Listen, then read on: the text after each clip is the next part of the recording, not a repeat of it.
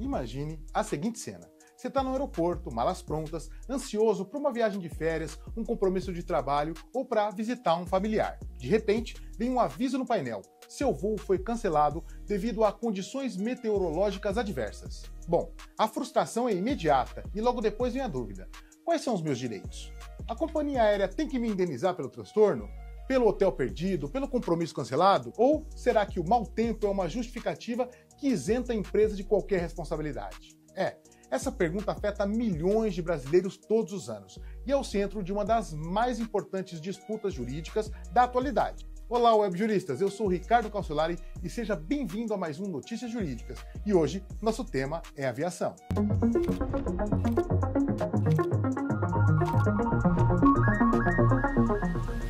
Toda grande discussão no Supremo Tribunal Federal começa com um caso real, e a história por trás do tema 1417 é um exemplo perfeito da complexidade do nosso Brasil. Um passageiro comprou uma passagem para um voo que foi cancelado. O motivo, no entanto, não foi uma simples chuva.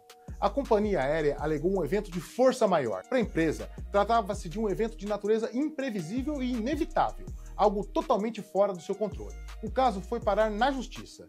O Tribunal de Justiça do Rio de Janeiro, ao analisar essa questão, ele teve uma visão diferente. Para os desembargadores, sobre a ótica do consumidor, o que importa é o serviço que foi contratado, que nesse caso foi o transporte aéreo. Ele não foi prestado. Aplicando o Código de Defesa do Consumidor, os desembargadores condenaram a empresa a pagar indenizações por danos morais e materiais. Inconformada, a companhia aérea levou seu caso até a última instância, o STF. E com isso, o problema de um único passageiro se transformou em uma questão de repercussão geral, ou seja, a decisão que for tomada neste caso valerá para todos os casos semelhantes em todo o país. Para que a gente entenda a profundidade desse debate, a gente precisa conhecer os dois protagonistas desse conflito legal. De um lado, nós temos o Código de Defesa do Consumidor, tão conhecido como CDC. Do outro lado desse ringue, temos o Código Brasileiro de Aeronáutica, o CBA. É a lei especial, criada especificamente para regular todos os detalhes da aviação civil no Brasil. E o artigo 256 do CBA é muito claro.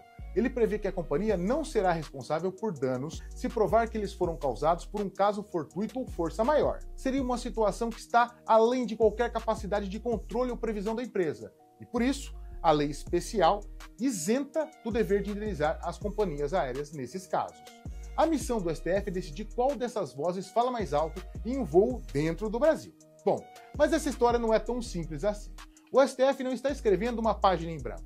A Corte já se debruçou sobre um tema muito parecido, mas com uma diferença crucial: os voos internacionais.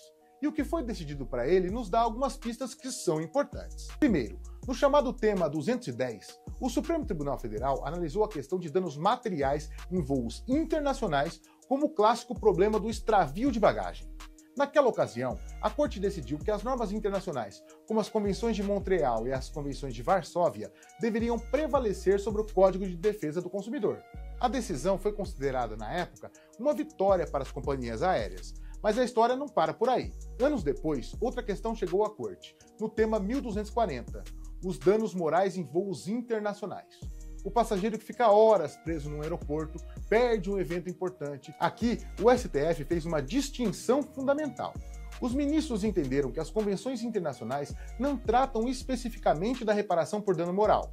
A Corte decidiu que, para danos morais, mesmo em voos internacionais, o CDC é quem manda. Essa jurisprudência, um pouco segmentada, que analisa cada tipo de dano de uma forma, mostra que a solução para os voos domésticos provavelmente não será um simples tudo ou nada.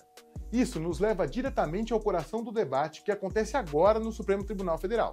De um lado, as companhias aéreas, representadas por associações como a ABAR, defendem a prevalência do Código de Aeronáutica. O principal argumento é o da especialidade.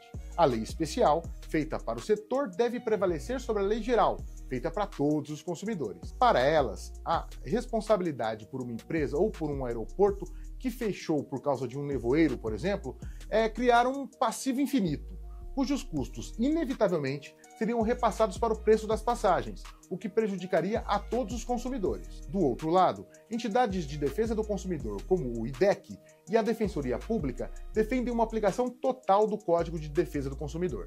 O argumento principal é que a proteção ao consumidor é um direito fundamental, uma cláusula pétrea da nossa Constituição. Nenhuma lei especial de um setor econômico poderia se sobrepor a um direito fundamental. Eles reforçam a teoria do risco da atividade, argumentando que uma empresa aérea, ao vender passagens, não está apenas vendendo um assento, mas está vendendo a garantia de que o passageiro chegará ao seu destino bem. Então, o que pode acontecer?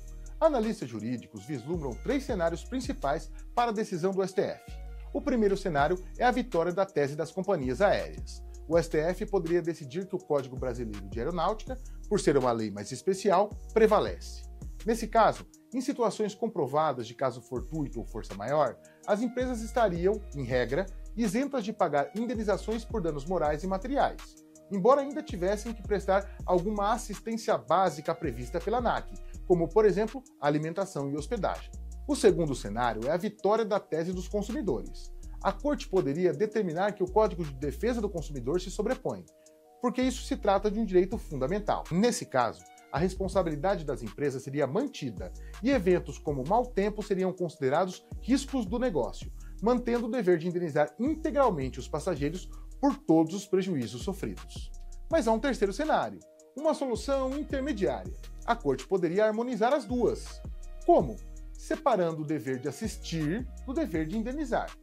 O STF poderia reconhecer que a empresa não pode ser punida com uma indenização por dano moral por um evento que não estava genuinamente fora do seu controle, validando a regra do Código de Aeronáutica para esse ponto.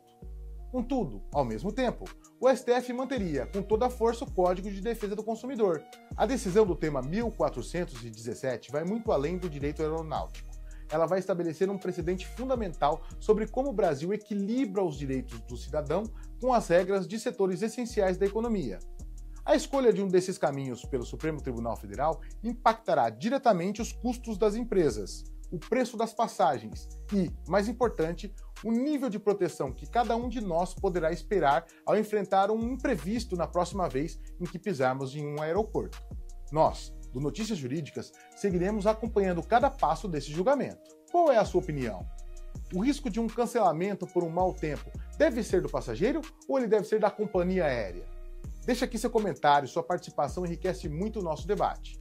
E, para continuar recebendo análises como esta, inscreva-se no canal da Fundação Juntos Podemos.